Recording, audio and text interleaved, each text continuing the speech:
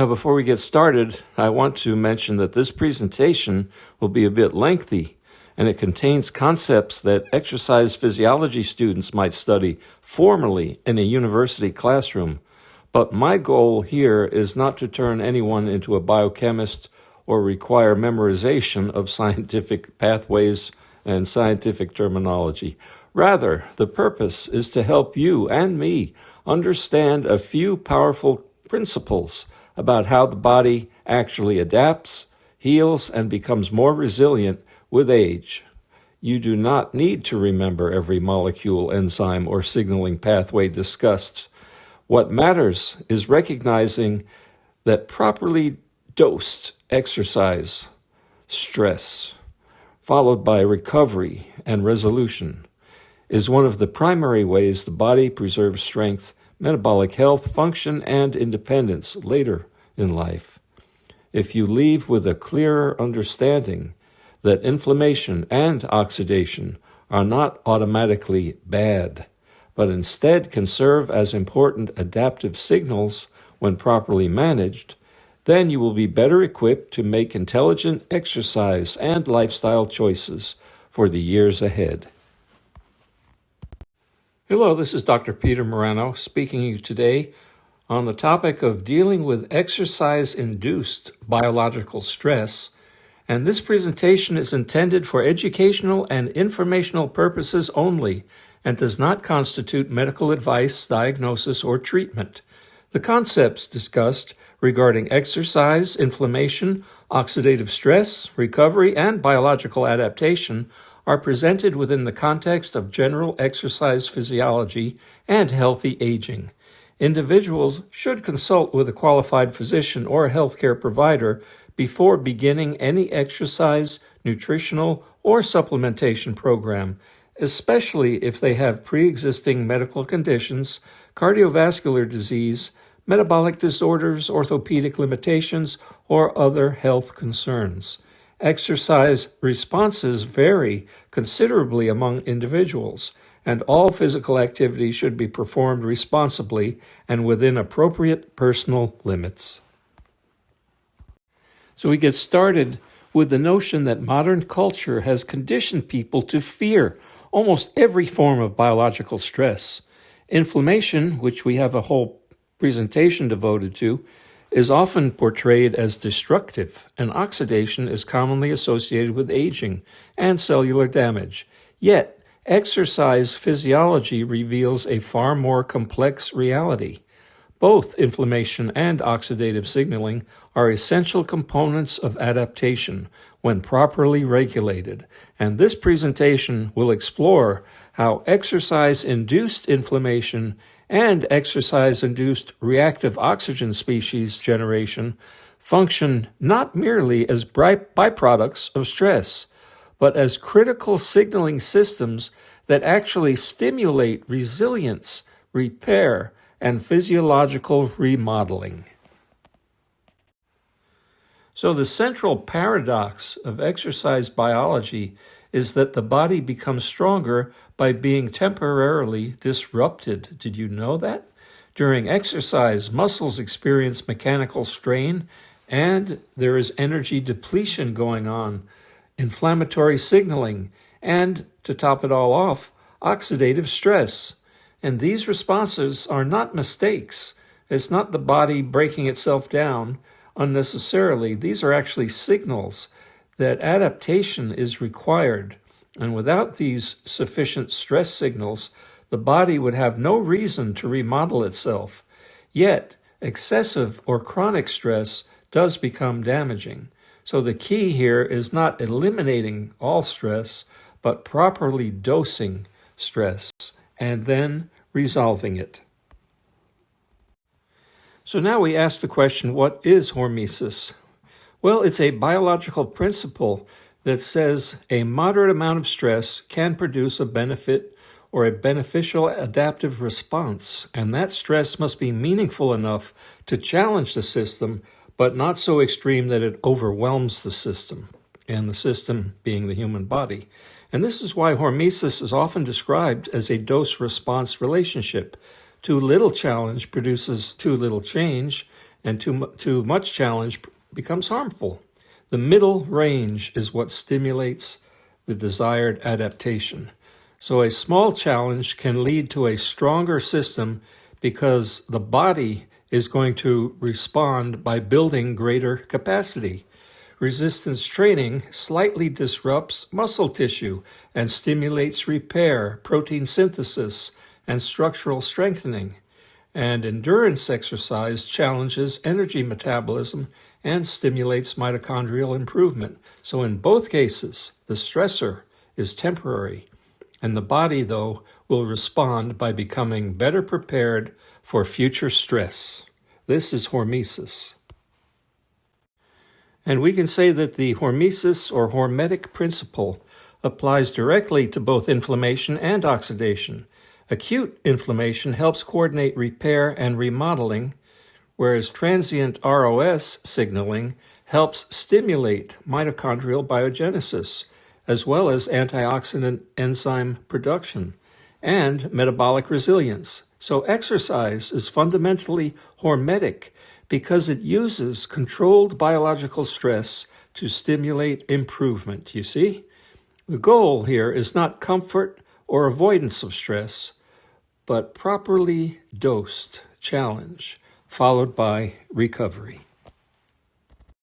Now, before we cover this slide, I do want to remind you that there is an entire presentation on the topic of inflammation that you might want to check out, but we're going to talk about it just a bit today in this presentation as well because it's relevant. And inflammation must be understood according to context. And what we mean by that is that acute inflammation is adaptive and necessary. It is part of the body's repair and defense system, in fact. And after we exercise, especially if it's resistance training, inflammatory signaling will help coordinate immune cell activity, tissue cleanup, satellite cell involvement, connective tissue remodeling, and muscle repair. And in this setting, inflammation is not simply a sign of damage, it is part of the communication system that helps the tissue to adapt and to improve. So chronic inflammation now, that is different. When inflammatory signaling remains elevated in persistent, unresolved ways, it becomes pathological. It causes disease and harm. Chronic inflammation is associated with insulin resistance, cardiovascular disease, frailty, sarcopenia, joint degeneration, and many other age-related conditions. The problem is not that inflammation exists, but that it fails to complete its normal cycle. Exercise creates transient inflammatory signaling. The word transient is important because the signal is meant to increase, perform a function, and then to settle.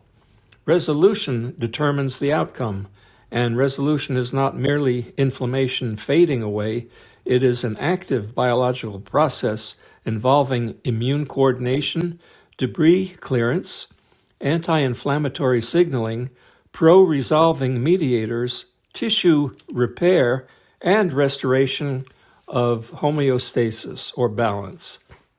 Properly resolved inflammation is what supports adaptation, and unresolved inflammation does become destructive. Let's talk next about reactive oxygen species, or ROS. And like inflammation, they are often thought of as just harmful, but that is incomplete awareness. ROS are not inherently bad, in fact. They are chemically reactive molecules derived from oxygen produced during normal metabolism, especially when oxygen use increases.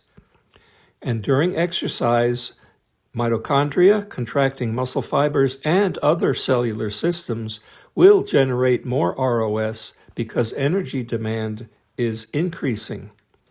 Exercise increases ROS, but transiently, meaning the increase is temporary and linked to the exercise challenge.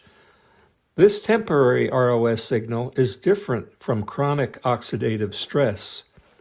When ROS increases briefly in response to exercise, The ROS helps activate adaptive pathways, including AMPK, and also PGC1 alpha, NRF2, MAPK, and other redox-sensitive systems that influence mitochondrial biogenesis, antioxidant enzyme production, glucose control, and tissue adaptation. Oxidative signaling drives resilience because it teaches the body to defend itself better.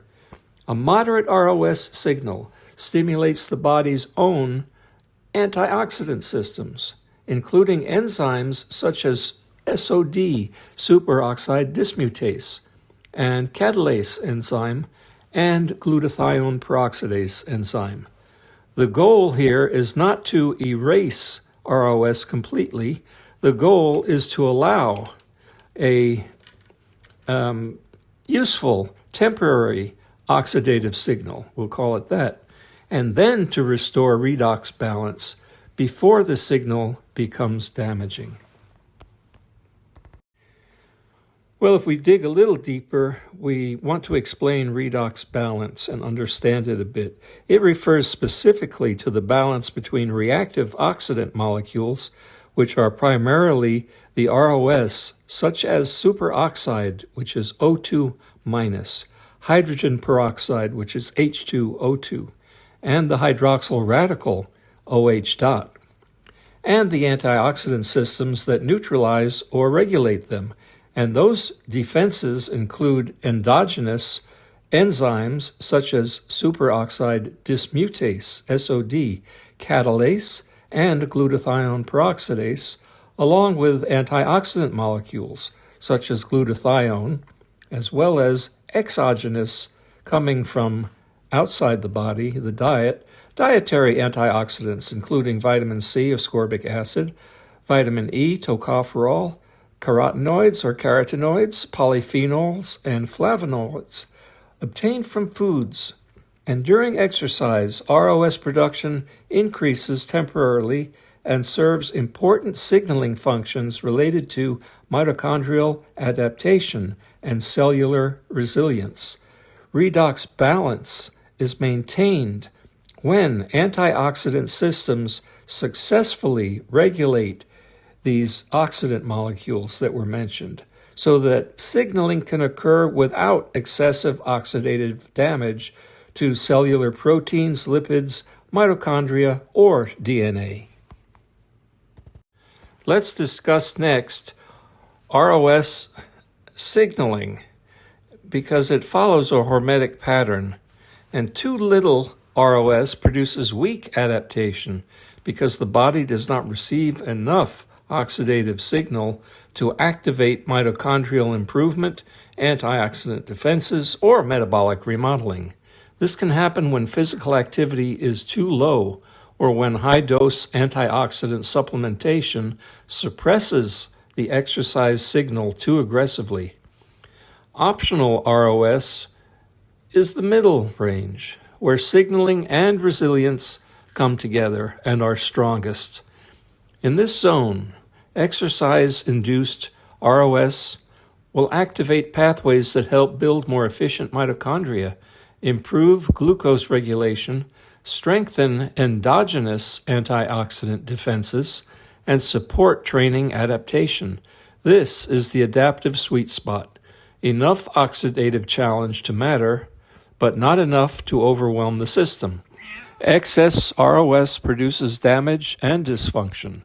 When oxidative stress is too high, too frequent, or chronically unresolved, reactive molecules can damage cellular lipids, proteins, DNA, and mitochondria.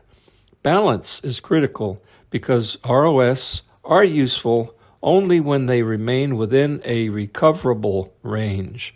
The biological goal, then, is not zero oxidation happening, but controlled oxidative signaling, followed by recovery. Let's say a bit about the ROS hormetic curve and then have a look at a visual representation of the same. It's actually a way to understand how oxidative stress can be either beneficial or harmful depending on dose and context. On the low end of the curve, ROS levels are too low to produce meaningful signaling. This is the zone of insufficient signaling, where the body receives too little challenge to stimulate mitochondrial growth, antioxidant enzyme upregulation, or metabolic improvement. Moderate ROS represents the adaptation zone. This is where properly dosed exercise creates enough oxidative signaling to activate beneficial pathways without overwhelming recovery systems. In this middle region, ROS help promote mitochondrial biogenesis, endogenous antioxidant defense, insulin sensitivity, metabolic flexibility, and cellular resilience. All of that. Excess ROS shifts the body instead into oxidative injury. In that zone, the stress is no longer merely a signal. It becomes damaging because recovery and antioxidant defenses cannot keep up.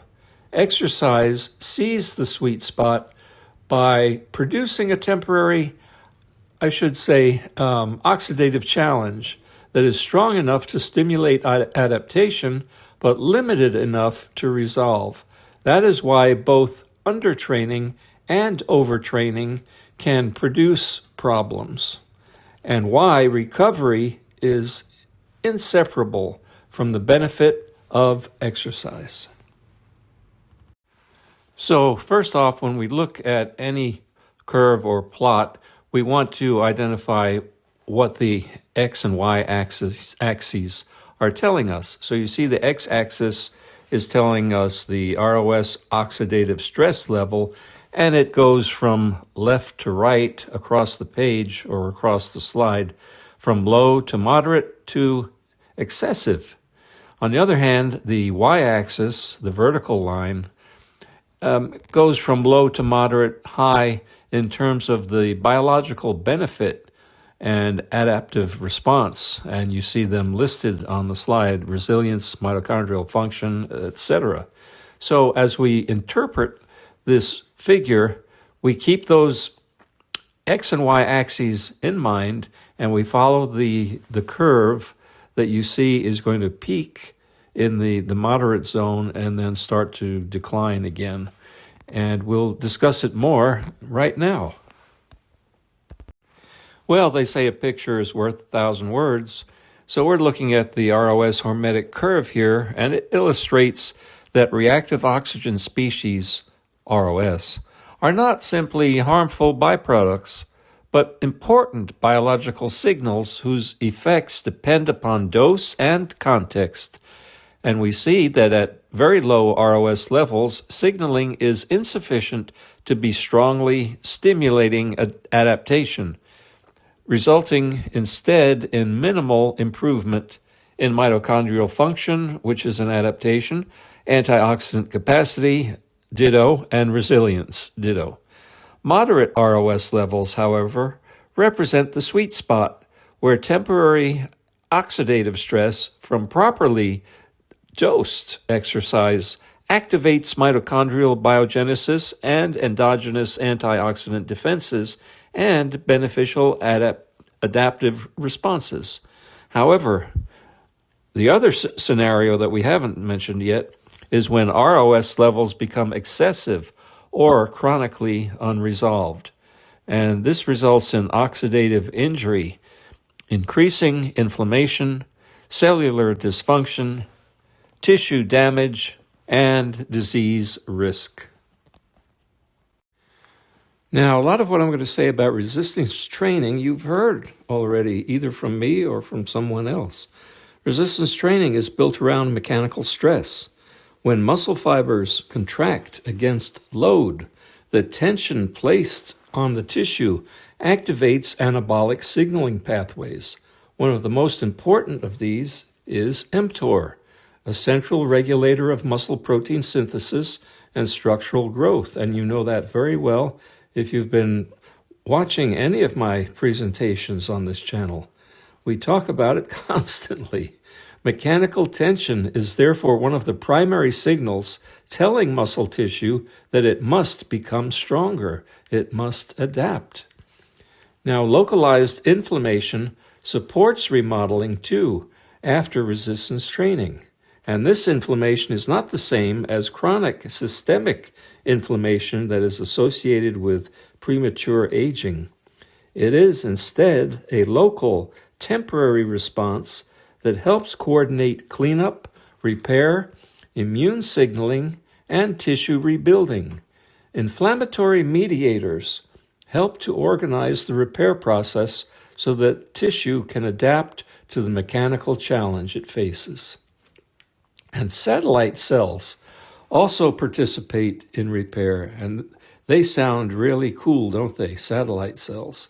What they are, in effect, are muscle stem cell-like cells that reside near muscle fibers and can become activated after meaningful loading or tissue disruption.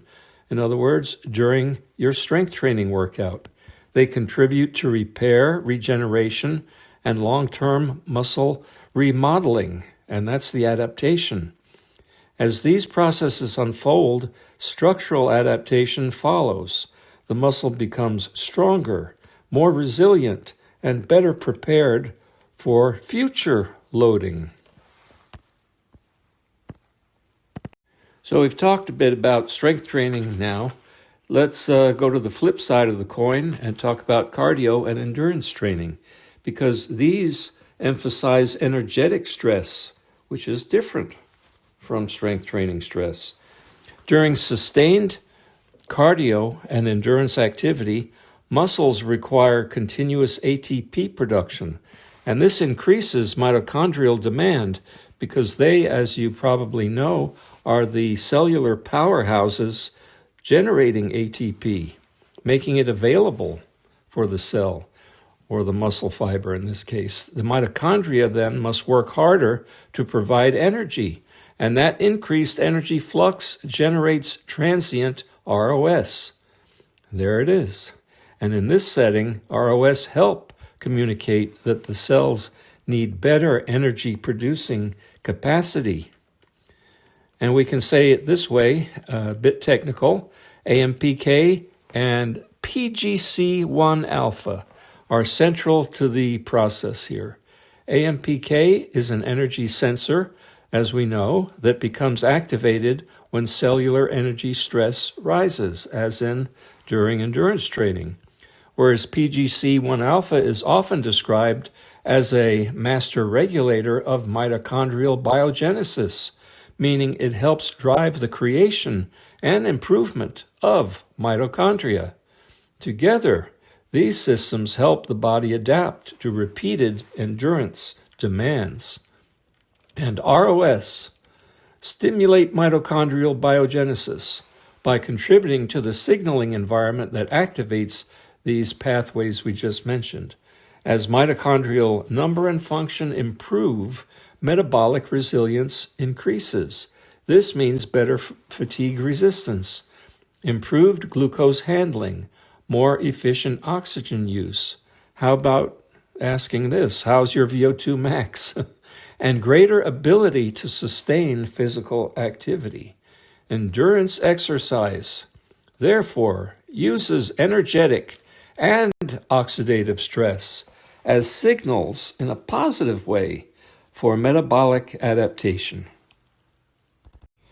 Okay, it's time to mention a few things about cardio versus strength training that may be confusing.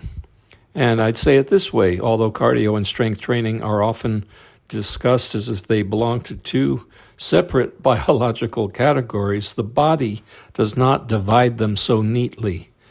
For instance, you might think that it's only cardio that generates ROS, but strength training also generates ROS because intense muscle contraction increases metabolic demand and mitochondrial activity. And even during lifting, oxidative signaling contributes to adaptation. And you might think that Strength training generates most of the inflammation related to exercise, but cardio also generates its own kind of inflammation. Repetitive movement, sustained energetic demand, and tissue stress. All three of those can activate inflammatory signaling, especially when the duration of the endurance activity or the intensity is high. And this does not make cardio harmful. I'm not saying that at all. It simply shows that inflammatory signaling is part of the adaptive response to many forms of exercise, not just one or the other. And shared signaling pathways exist across both modes of training. So we have AMPK, mTOR, MAPK, NF-kappa-B, PGC1 alpha, and redox sensitive transcription factors. A host of them can all participate in different ways depending on what is the exercise stimulus. Adaptation depends then upon integration, because the body must coordinate and sort through mechanical stress versus energetic demand versus inflammatory repair versus oxidative signaling and recovery. Isn't it great that we don't have to actually consciously worry about that and work to sort it all out? I could also mention inflammatory repair, oxidative signaling, and recovery, if I didn't already, although I think I just did. Strength and cardio emphasize different adaptive priorities, to be sure, but they operate within one interconnected organism. You and me. Let's talk a little bit more about adaptation, focusing on resolution. Stress by itself does not create adaptation. What stress does is it initiates the process by creating a biological signal, but that signal must be answered. A workout does not make the body stronger by itself, but it creates the need for repair, remodeling, and compensation. Do you see that? The strengthening then occurs as the body responds after the stress has been applied. And recovery completes the process by providing time, nutrients, sleep, hydration, and nervous system restoration. Very important.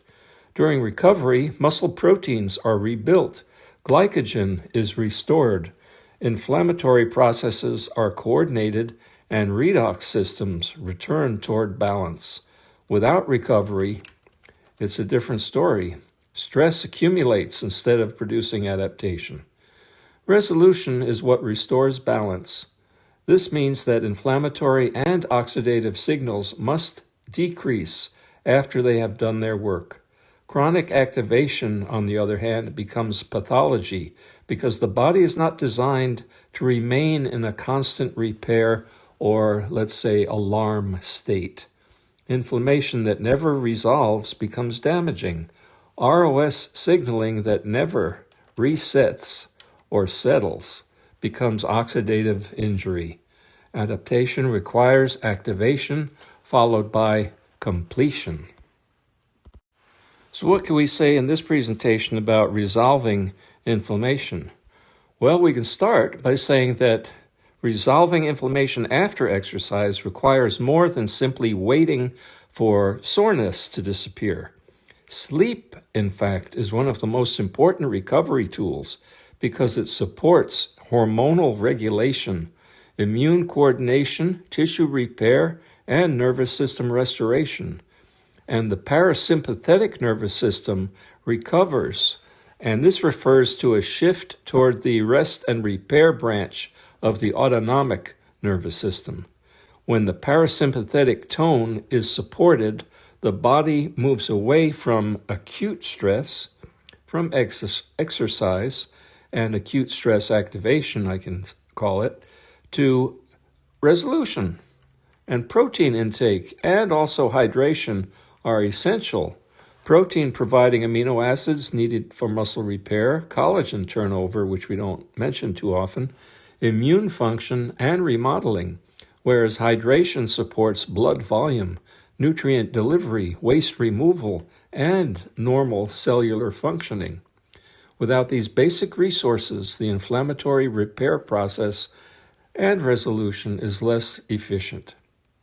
Omega-3 fatty acids may support healthy inflammatory balance and contribute to the formation of specialized pro-resolving mediators, SPMs, which are involved in terminating the inflammatory response. Appropriate training spacing is also necessary. Can't train all the same muscle groups on consecutive days. I mean, you could, but it wouldn't be wise. There has to be some rest space in there.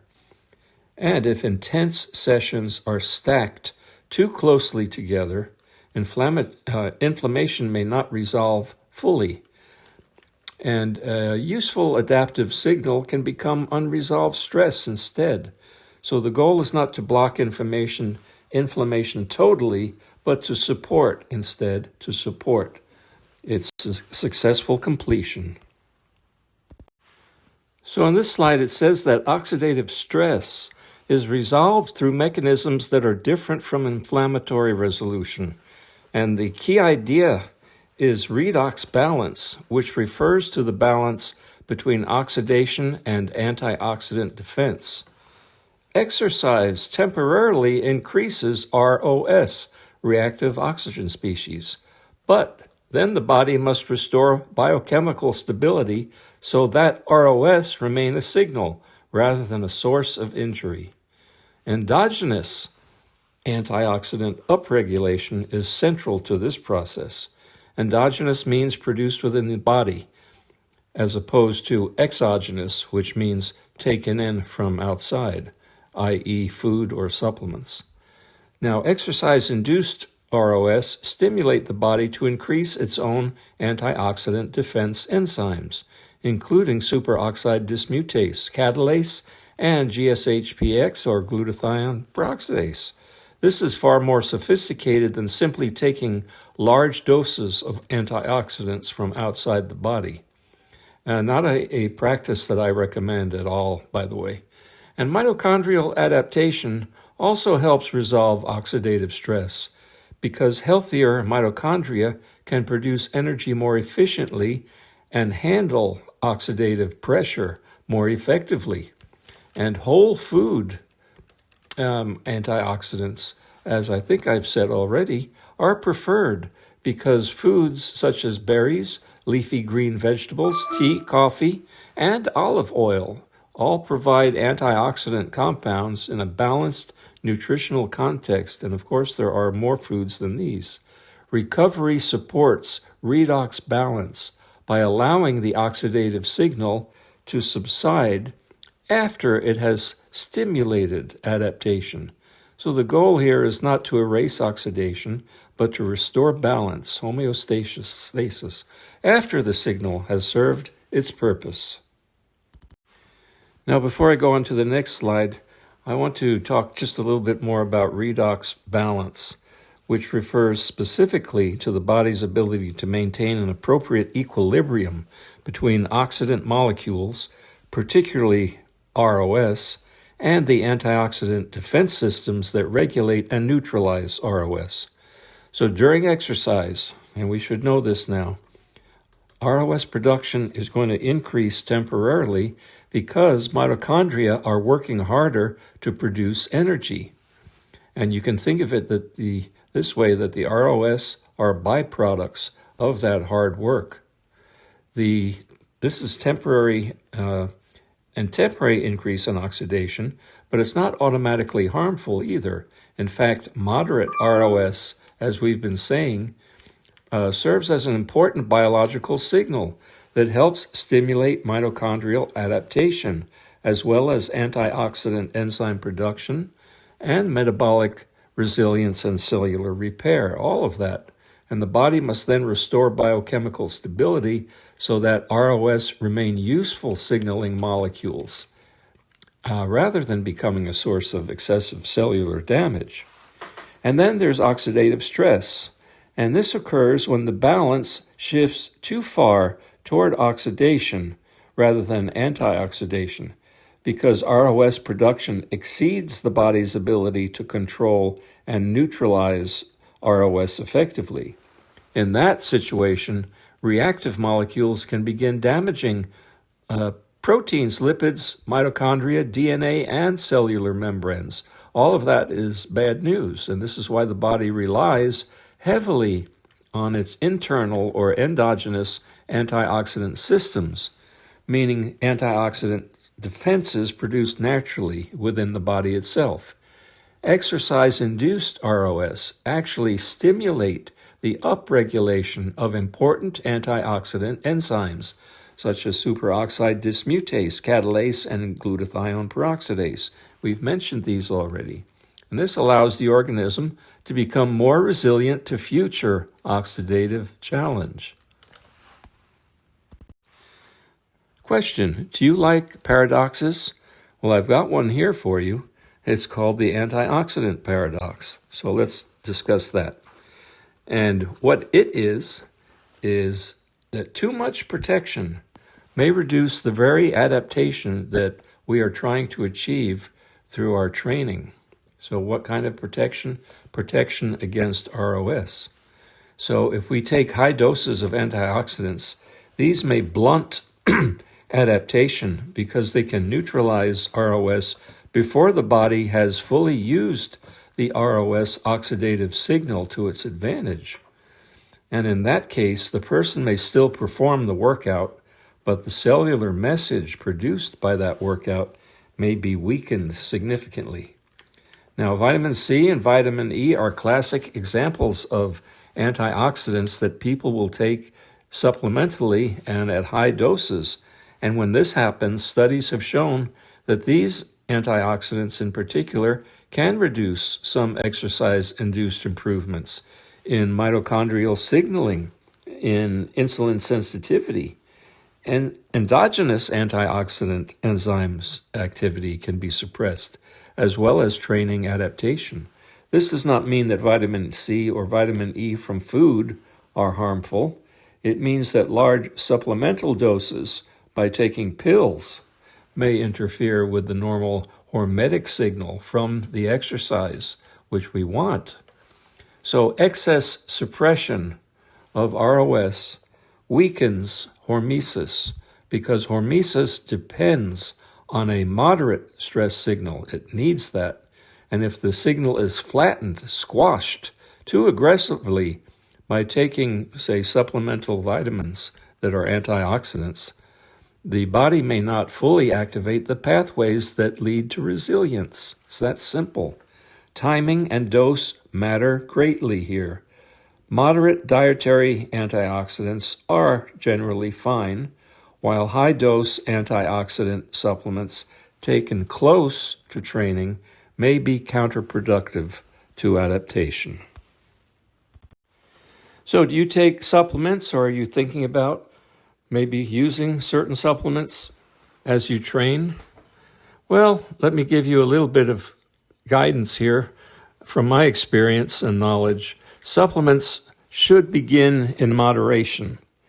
And dietary antioxidants is really the best way to go. And when I say that, I mean antioxidants naturally occurring, in foods, not in supplements, because whole foods provide the antioxidants that you're desiring in a balanced matrix, a food matrix that includes fiber, minerals, vitamins, polyphenols, and other compounds.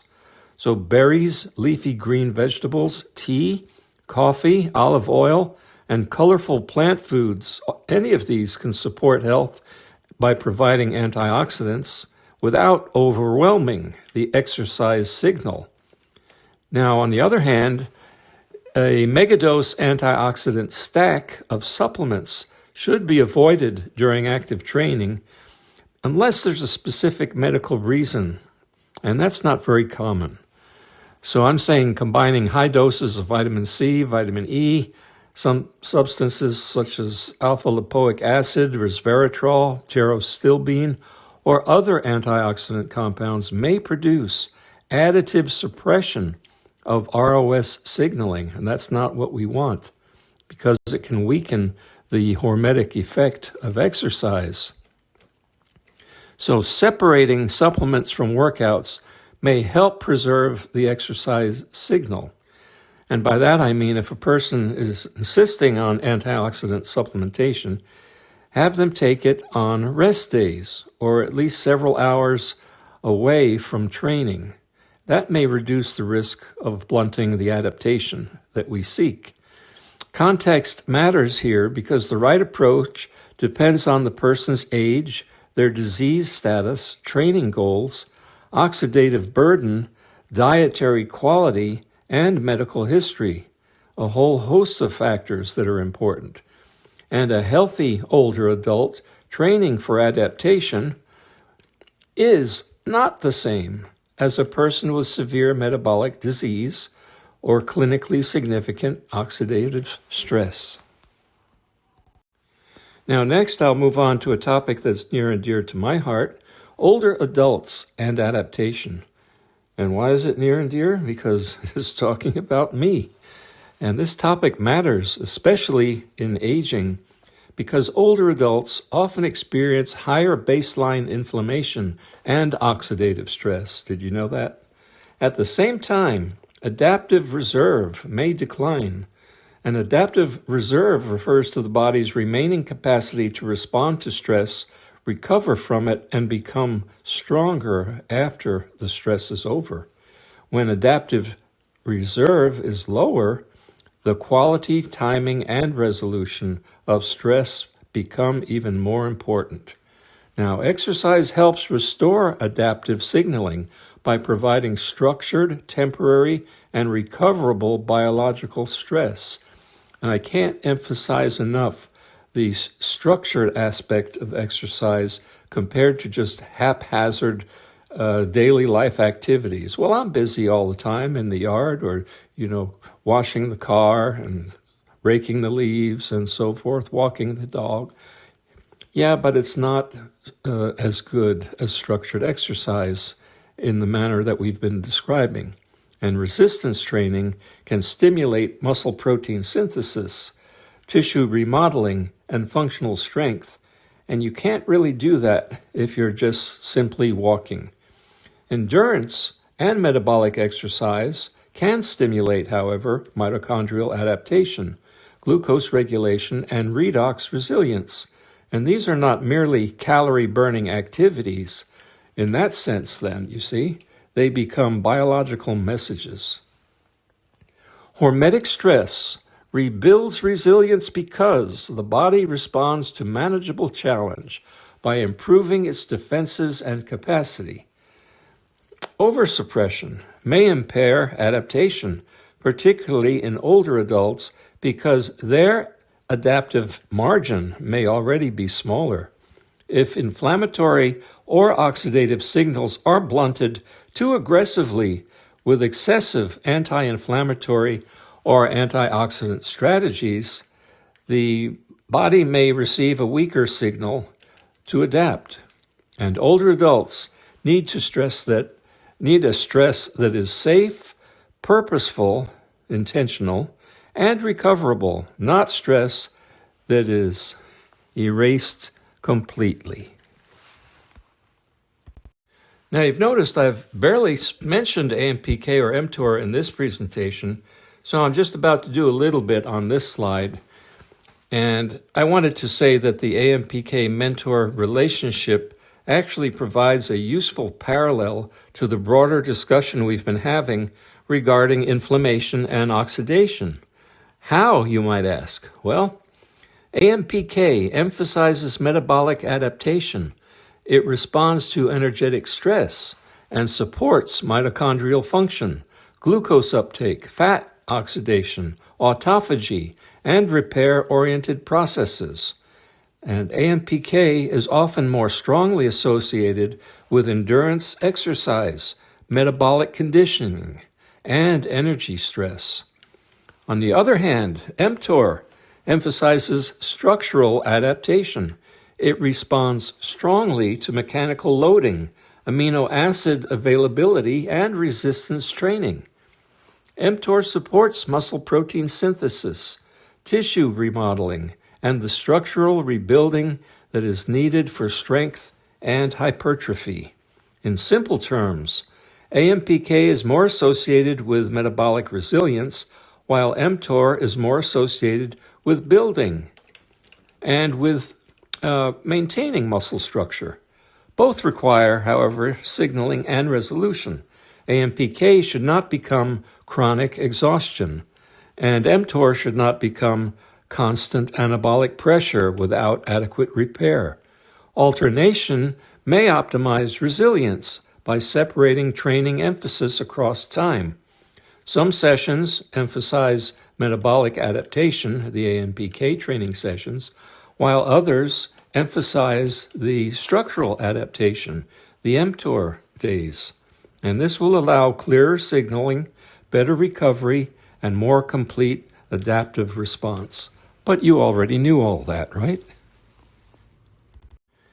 What I'm calling the modern problem here is that many people experience just too little useful hormetic stress and too much chronic unresolved stress. And you can thank a sedentary lifestyle for a lot of that, because that reduces hormetic signaling, because the body is not challenged often enough to maintain muscle mass, mitochondrial function, insulin sensitivity, cardiovascular capacity, or mobility.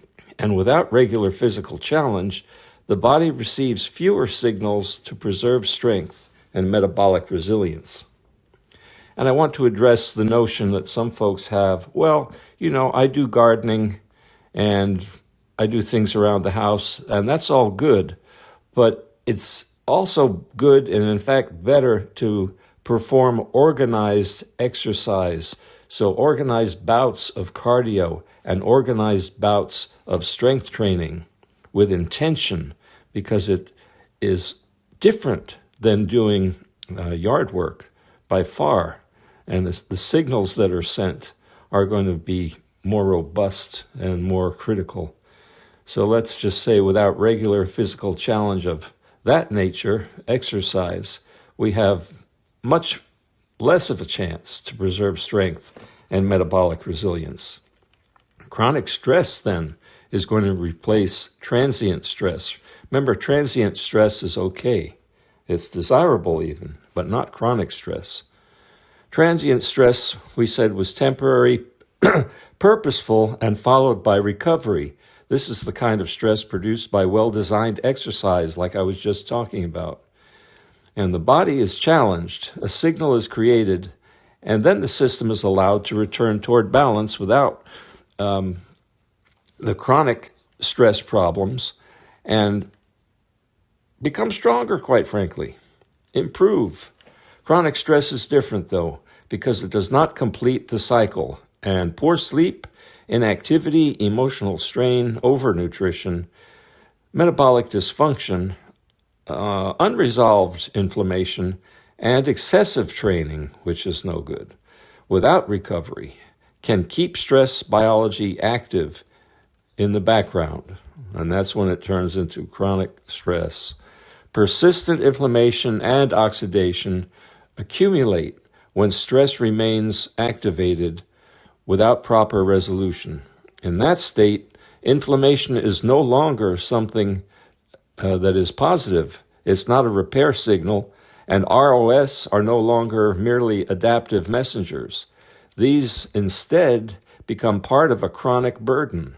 Gradually, adaptation systems deteriorate, and the body becomes less rather than more resilient, less metabolically flexible, more fatigued, and more vulnerable to dysfunction. Modern life often removes the healthy bursts of adaptive stress, which we do get through proper exercise, while leaving people exposed to chronic stress that wears them down. So how many big ideas have you had lately? Well, the big idea here is that stress itself is not the enemy. Properly dosed stress, in fact, drives adaptation because it challenges the body in a way that can be answered.